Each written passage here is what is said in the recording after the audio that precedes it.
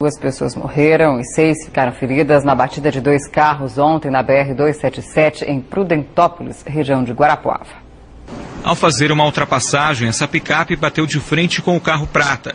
O casal que estava na caminhonete morreu na hora. 6 pessoas que estavam no Megane ficaram feridas. A picape saiu ultrapassando e acabou invadindo a pista contrária.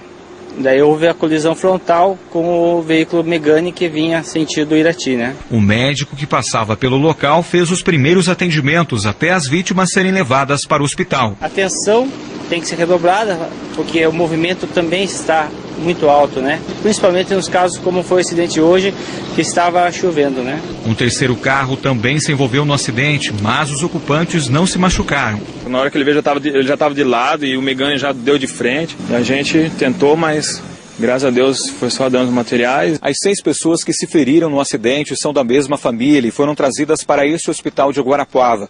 O pai, a mãe e o filho de 8 anos tiveram escoriações.